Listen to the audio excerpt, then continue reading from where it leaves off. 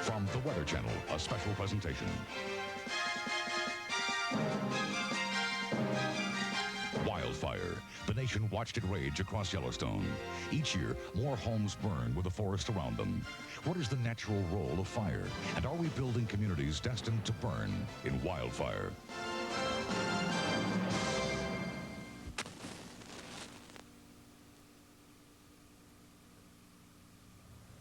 Fire is an ancient tool. It is one of the cultural bootstraps by which man has lifted himself towards civilization. It burns throughout our philosophies, our myths, and our religions. The world's forests and grasslands owe their ecological makeup to the fact that they have burned time and time again. Fire is such a powerful evolutionary force that watery Earth could very well be called the fire planet. Fire occurs naturally as a result of climatic conditions. In the North American West, it happens like this. In early summer, the sun begins to warm the continent.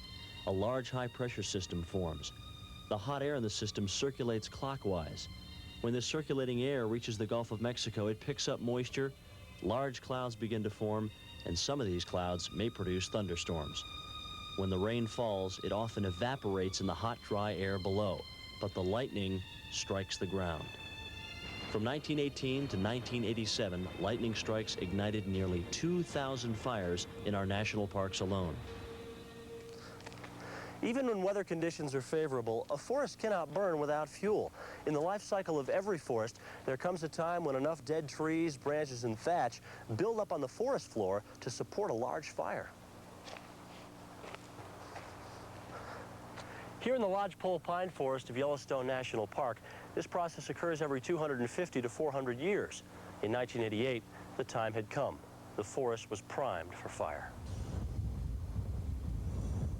It has been called the fire of the century.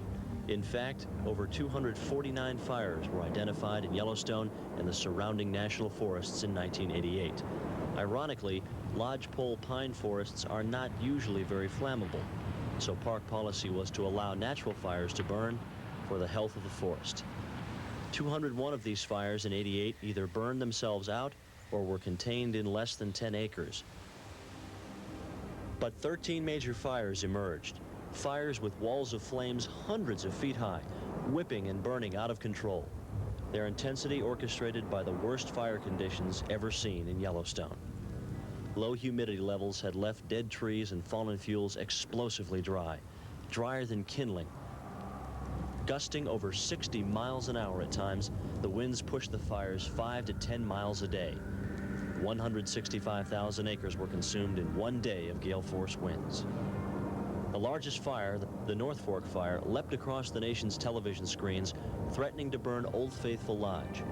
Firefighters had to be evacuated as the forest exploded into a firestorm.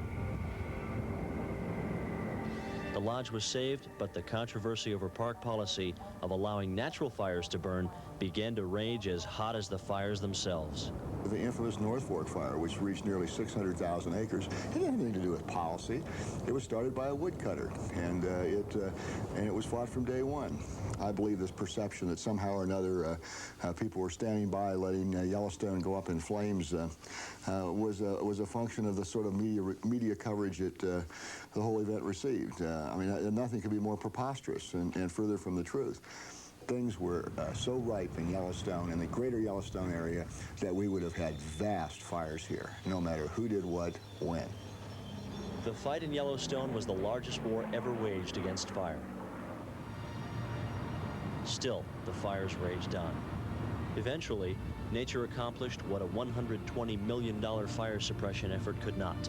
On Sunday morning, September 11th, the first snow of the year fell over Yellowstone, a white curtain signaling the end of the 1988 fire season. Within the fire perimeter, roughly 989,000 acres of parkland burned. Skipping, leaping, the fire created a complex jigsaw pattern throughout the park's forests, meadows, and grasslands. The actual flames killed very few of the wildlife. Elk and moose were seen to graze in burnt areas shortly after fire had passed through. Where the fires crowned, burned their hottest, the trees are all charred, but the forest is not dead. The trees are all dead, but the forest is just in a different stage. If you look at a forest as an entity rather than a group of trees, then yes, it's very much alive. Don Despain is a research biologist with the park. Well, here's an aspen seedling. We've wondered what conditions were necessary to get an aspen seedling established. And over here is a lodgepole pine seedling. All of these plants and animals that live here have lived with fire. The plants are adapted, the animals are dependent on the plants. It's been through here so many times that those that aren't adapted aren't here. In one adaptation to fire, the cones of the lodgepole pine burst open after being heated, reseeding the forest. Burning dead logs and trees, fire returns nutrients to the forest floor. A thick carpet of grass and wildflowers has already sprung up in the newly fertilized soil of many burned areas. Yellowstone's fire policy is based on allowing fire to play its natural role in the park's ecosystem. Criticism arose when it appeared the fires were allowed to burn without proper controls. Also at issue was whether the tremendous amount of fuel could have been reduced by management-set fires. The technique, called prescribed burning, is complicated in Yellowstone. The conditions needed for igniting a fire can also lead to an uncontrollable wildfire. Public and political reaction to the Yellowstone fires prompted the Departments of Interior and Agriculture to form a national fire management review team. They found that the objectives of prescribed natural fire programs in national parks and wilderness areas are sound, but the policies themselves need to be refined. The fire policy in every park is undergoing close scrutiny. Each manages fire differently according to its role in the local ecosystems. In Sequoia National Park, the historical role of fire is very different from that in Yellowstone.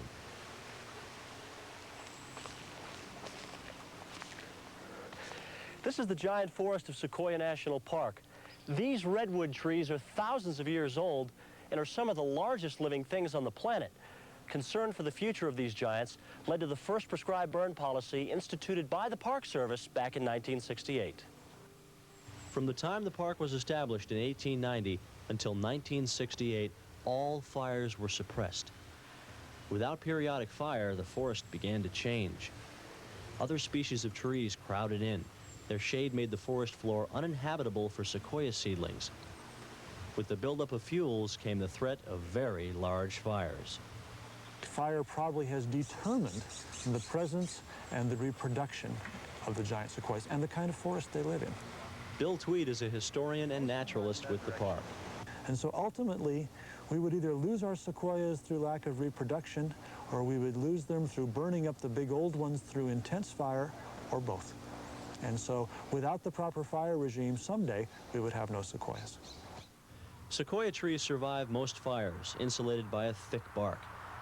Within the trunk, the tree carries a record of every fire it has survived. The study of a tree's rings is called dendrology. This particular exhibit is a really good example of what you can learn from tree rings. This single cross-section from a giant sequoia has scars from 80 different fires in it. Nate Stevenson is an ecologist with the park. Each of these cracks that runs parallel with the rings of the tree is a fire scar. In the past, when fires burned through giant forest, they would kill a piece of wood along the edge of the tree. In the subsequent years, the tree would grow extra wood, these curved rings, around the scar to try to heal it over. This particular scar is from the year 1329. We can put exact dates on each scar. By putting exact dates on several scars coming out farther and farther in the tree, we can get some idea of how frequent natural fires were in the forest. Using the forest's natural fire history as a guide, officials are slowly implementing a policy of natural and prescribed burning. As the understory and debris burns, the new ash and sunlight brings forth the next generation of sequoias. It will take decades of burning to undo the results of a century of fire suppression, a time when these magnificent trees were threatened by our lack of understanding. We have set aside our national parks and wilderness areas as places where we can experience the natural beauty of our land. Here, fire is as natural as the seasons. In looking beyond the Yellowstone fires, we must understand that how we manage, even react to fire, can change forever the treasures we cherish so deeply. When we come back, a look at the California chaparral, a plant community that grows with one mission: to explode into flames. Picture yourself. It's about 12 minutes past the top of the hour. We will take time now for your local forecast, but don't go away because we will return to the special wildfires with Jim Cantori.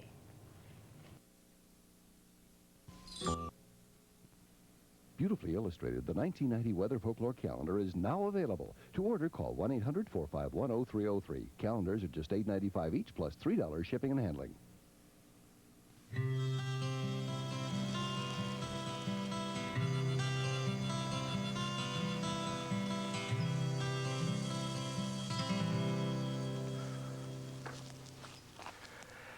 This is the chaparral forest of Southern California. The chaparral covers over 20 million acres of the state and contains some of the most highly flammable brush in the world. Under the right conditions, chaparral burns as if it were soaked in gasoline. These mountains have burned periodically year-round for millions of years. The plants are so well adapted to fire that it is difficult to tell whether fire burns the chaparral or the chaparral devours fire. I was shown examples of this intense relationship by vegetation management specialist Tom White of the U.S. Forest Service. Tom, what is the chaparral? Well, the term chaparral is actually one for a series of plant species, maybe 12 to 15 different species that occur throughout Southern California. This plant is chamise. This is the most common species in the chaparral. It has it's very narrow leaves that are highly resinous, which conserve the moisture in the plant. This also makes it very flammable. As the chamise matures, the plant prepares for fire by dropping dead branches around its base. The thick mat of fuel ensures that when fire comes, the plant will be consumed in a funeral pyre of its own making. This plant is 60 years old and is long overdue for burning. We could have a fire here at any time. There's really nothing we can do to stop it. We know that every 30 to 40 years, most sites will burn. When the site does burn, it usually burns in very hot, high-intensity fires, but the chaparral is well adapted to that.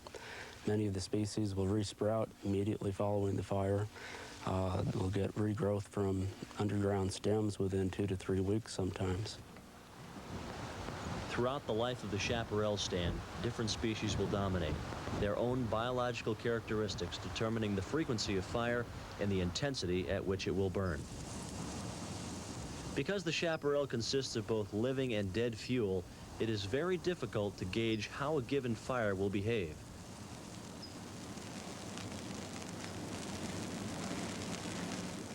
Green living chamise burns intensely on this fire table.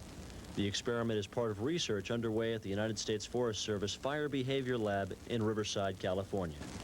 Not very much work has been done actually studying how living fuels burn. There's very definitely the need to do more research. Well, I think urban development is going to demand or contribute to that demand, because the greater the urban development, the more intensive the management is going to have to be in order to prevent the problems that fire presents to the community. As the population of Southern California grows, more and more communities are springing up among the chaparral-covered mountains. Chaparral that is destined to burn. It's a mind-boggling situation that develops. David Neff is resource manager for the southern region of the California Department of Forestry. But the problem is that the expansion is occurring so rapidly. Literally, we're behind the power curve. It's very difficult to keep up on the power curve when you see subdivisions or parcel splits, not in the hundreds, but in the thousands that are occurring here, in particular in California. And we can find that from one end of the state to the other. At 3 p.m. on June 27, 1989, wildfire broke out southeast of Los Angeles in the mountains above the community of Lake Elsinore. The blaze was attacked from the air within 15 minutes. An hour later, the Ortega fire was burning out of control. 600 residents were evacuated. In the end, The fire scorched over 8,000 acres. 6 homes were lost. No matter how much you try, you're never fully prepared. You're so overwhelmed by the immensity of it that you don't know where to start. You could get up in the morning and smell smoke for at least a week, week and a half, and now we have ashes blowing. It's like a forest of burnt-out matches. The fire began on National Forest land in Chaparral, over 30 years old, dried from drought conditions. Lake Elsinore had grown right up against a mountain of chaparral with a need to burn. Yeah, the fire came right up this canyon with the wind pushing it, had about 25-mile-an-hour wind. Gary Glotfelty was operations chief on the Ortega fire. The only strategy we could do at first was just structure protection. We could hardly take any suppression action at all. We set up evacuation, we set up structure protection. As the fires raged through the chaparral, they grew hotter, more intense. By having to concentrate on protecting homes, firefighters eventually faced a much more difficult fire to suppress. It makes us protect the homes first thing instead of fighting the fire. And that's been one of the biggest problems these days, is just the community is in the way of the fire suppression. So a lot of these homes that are being built today are at risk, at high risk. They're at tremendous risk. If you watch the news, we're burning more and more homes every day. In 1 year, California has reported as many as 60 major fires, resulting in $100 million in property damage. The situation can only worsen. As the population grows, more and more people are going to move into the chaparral, and the chaparral is going to continue to burn. Coming up, a day when so many homes were destroyed by fire that it is remembered as Black Friday. When the radio says it didn't rain at the airport.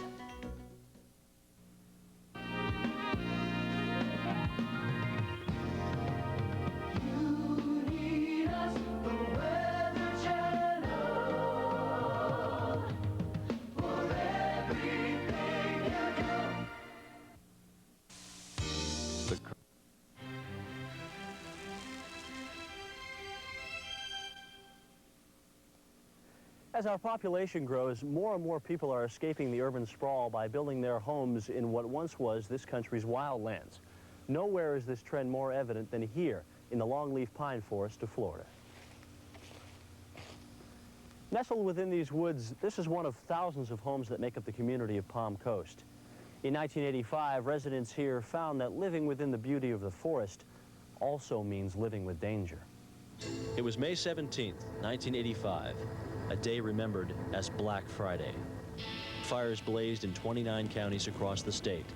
Hardest hit was Flagler County in the wildland community of Palm Coast. On the afternoon of the 17th, a timber fire, considered under control, was fanned back to life. Eventually, it would spread into a wall of fire 4 miles wide and 10 miles long. The fire raged into Palm Coast, burning wildly through the thick stands of pine.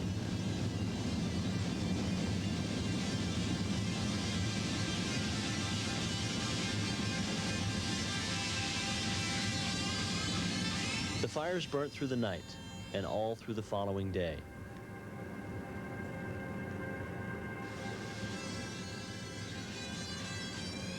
Eventually, they burned themselves out in a swamp on the eastern side of the development.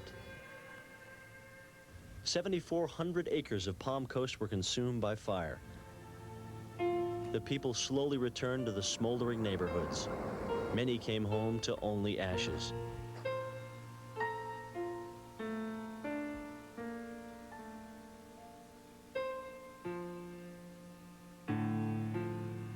In the end, 130 homes had burned up in the pines of Palm Coast. Palm Coast lies within the Bunnell District of the Florida Division of Forestry. I rode out to the district headquarters with Forester Mike Kuipers to talk about the 85 fires. When the developer took over the property, all controlled burning on the property stopped. Because of that, the rough was able to grow up very dense, as well as the trees. So there was a tremendous amount of fuel out there to be burned. The map is part of a study to determine why some homes burned while others did not. The red lots on the map mark where homes were destroyed. The green, those that survived. As you can see from the map, it looked like a very hit-and-miss pattern. This neighborhood clearly shows what a wildfire can do in an area where homes are sporadically developed through here. All of these white lots are vacant land, and in this particular situation, they were all pine plantations that had never been thinned, and because of that, the flame contact was almost direct against those homes. It took out more than 80% of the homes in this one neighborhood. The situation we have now in Palm Coast isn't much different than what we had in '85. If we had another fire burn through, we feel that several hundred homes would be at risk. Even homes in the middle of crowded neighborhoods burned while the surrounding homes survived. Unfortunately, Bill Butler lost his home this way. He has since rebuilt. Being a landscape architect, I know fires is a natural progression of nature, but you hear about them out west, you know, in the wilderness type thing. And moving into a residential community like this, you know, I didn't really associate the two as closely. You think that can't happen in a place like this. Bill and his wife Libby chose a heavily wooded lot on which to build their home. They left it natural.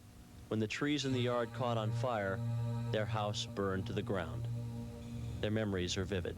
We started driving closer to the house, and as soon as we rounded the bend, the first view of our house was 20-foot flames coming up from our garage. So we were just helpless. We had to just sit there knowing that, you know, it was a matter of minutes before our house would be consumed, and, you know, everything we had would be gone. So it's a real helpless feeling. 1985 was not only a devastating year for Palm Coast and Florida, but for the rest of the nation as well. Across the country, 1,400 homes were destroyed or damaged by wildfire. '85 really started our initiative of trying to make people aware that there was a problem and the problem is growing. It's not an easy thing to change people's mind because people like to build in a nice setting, and a forest is a nice place to set your home, but they just don't understand the dangers, and where they've built the homes, it may not have had a fire there for 100 years. But we know nature is such that the fire will eventually come, and with more houses in there, that could spell disaster. Fire has been a part of the natural order of life on this planet for millions of years. We cannot change that fact. We can only understand it. We must learn to protect our homes where threatened and respect the role of fire in shaping our wilderness. In the end, by learning to live with fire, we will in many ways have come to live in closer harmony with the earth itself.